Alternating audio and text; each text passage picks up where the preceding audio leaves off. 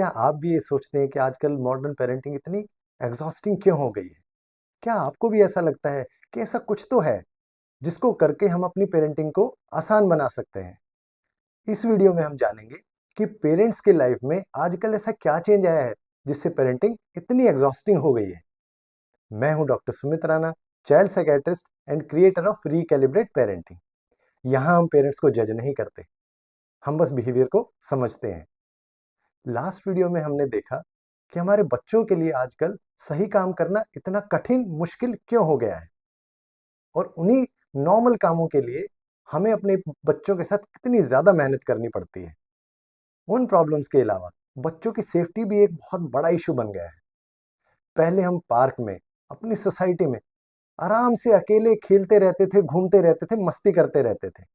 लेकिन अब हम अपने बच्चों को पार्क तो क्या, अपनी सोसाइटी में ही अकेले नहीं भेज पा रहे हैं, क्योंकि सेफ्टी एक वैलिड कंसर्न है। और सेफ्टी इश्यूज सिर्फ घर के बाहर नहीं है, घर के अंदर भी है। सोशल मीडिया और इंटरनेट की वजह से पूरा वर्ल्ड हमारे बच्चे को अप्रोच कर सकता है, इंटरेक्ट कर सकता है, एक्सेस कर सकता है। Online threats, online bullying, gaming and social media addiction और ऑनलाइन सेक्स क्राइम्स आजकल बहुत ही कॉमन होते जा रहे हैं।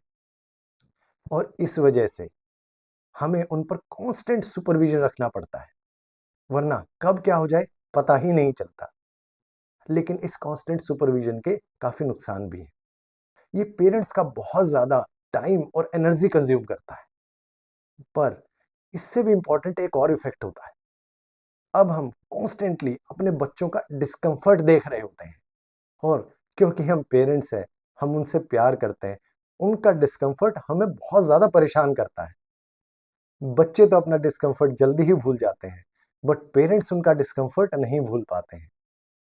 बच्चे भागते हुए गिरेंगे, चोट खाएंगे, पर कुछ दिन बाद फिर भागेंगे। दोस्तों से झगड़ा होगा, और कुछ दिन बाद फिर उन्हीं के साथ खेलेंगे। लेकिन हम ना तो उनकी चोट भूल पाते हैं, ना उस दोस्त के साथ हुआ झगड़ा भूल पाते हैं। वो जब दोबारा से भागता है तो हमें उसकी चोट याद आती है। जब वो उस दोस्त के साथ खेलता है, हमें वो झगड़ा याद आता है। और ये हमारे लिए कांस्टेंट सोर्स ऑफ स्ट्रेस बन जाता है। और हम चाहते हैं कि हमारे बच्चे के साथ वो सब दोबारा ना हो, क्योंकि हमारी एक्सपेक्टेशंस खुद से बहुत ज्यादा है। हम अपने बच्चे को एक हैप्पी लाइफ देना चाहते हैं, जिसमें कुछ गलत नहीं है। लेकिन हमें लगता है happy life is equal to comfortable and pleasurable life. और हम अपने बच्चे को हर तरीके का कंफर्ट देना चाहते हैं, उसे कोई भी डिस्कंफर्ट होने नहीं देना चाहते हैं। क्या हम ऐसा सोच समझ कर रहे हैं? नहीं, हम ऐसा इसलिए कर रहे हैं क्योंकि हमारा ब्रेन कैलकुलेट करता है, और उस कैलकुलेशन में immediate comfort and immediate pleasure is equal to happiness. More the pleasure, more the comfort, more the happiness. पर हम एक बात भूल जाते हैं कि हमने बचपन में बहुत ज्यादा डिस्कंफर्ट झेले हैं, और उन्हीं डिस्कंफर्ट्स की वजह से आज हम इतने ज्यादा स्ट्रांग हैं, रेजिलिएंट हैं। और कंफर्ट और प्लेजर भी प्रॉब्लम नहीं। प्रॉब्लम ये है कि इन कंफर्ट्स और प्लेजर्स के लिए हम बहुत ज्यादा मेहनत कर रहे हैं। आजकल ज्यादातर फैमिलीज में बोथ पेरेंट्स वर्किंग हैं। उस कंफर्ट, उस प्लेजर के लिए हम कितनी ही ज्यादा टाइम और एनर्जी लगा रहे हैं, और टाइम हमारे पास लिमिटेड है। जब हम अपने बच्चों को कॉन्स्टेंटली सुपरवाइज नहीं कर पाते हैं बिकॉज ऑफ आवर जॉब्स, तो हम एंग्शियस हो जाते हैं, बेचैन हो जाते हैं।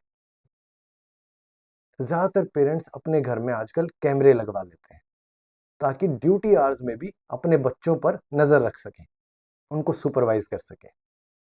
और उस वक्त हम मन ही मन में ये सोचने पे मजबूर हो जाते हैं कि काश हम और ज्यादा पढ़ लिए होते, तो शायद हमारी जिंदगी और ज्यादा कंफर्टेबल हो जाती।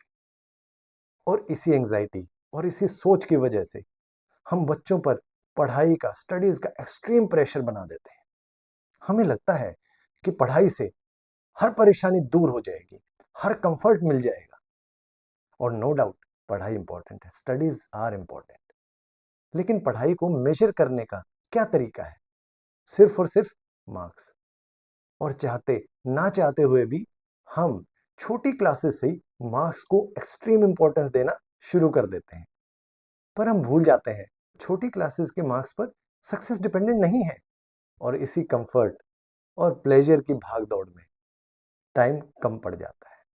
We are always short on time. ना हम सोशलाइज कर पाते हैं, ना अपनी हेल्थ का ध्यान रख पाते हैं।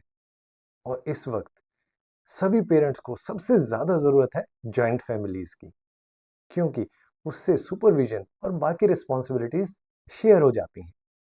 कुछ न्यूक्लियर फैमिलीज मजबूरी में न्यूक्लियर है, लेकिन बहुत सारी न्यूक्लियर फैमिलीज सिर्फ इसलिए न्यूक्लियर है क्योंकि उनके लिए happiness is equal to comfort and pleasures.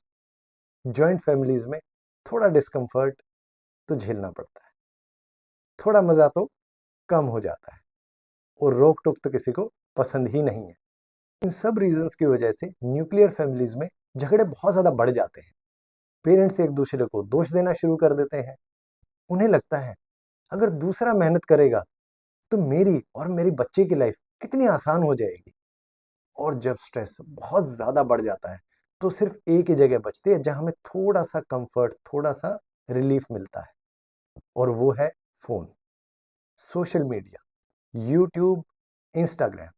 ये हमारा मी टाइम बन चुके हैं, जो हमारे टाइम को और ज्यादा खा जाते हैं। हमें पता भी नहीं लगता कि कब 1 घंटा निकल गया और बहुत सारे काम हमारे पेंडिंग रह गए। नेटफ्लिक्स पर बिंज वॉचिंग करना, अमेजोन पर शोज का एक के बाद एक पूरा खत्म कर देना, ये भी वीकेंड का एक कॉमन पास टाइम बन चुका है। यहाँ एक बार रुके, इस चैनल को सब्सक्राइब करें और उन सभी चैनल्स को जिनका कोई लॉन्ग टर्म फायदा नहीं है उनको अनसब्सक्राइब करें।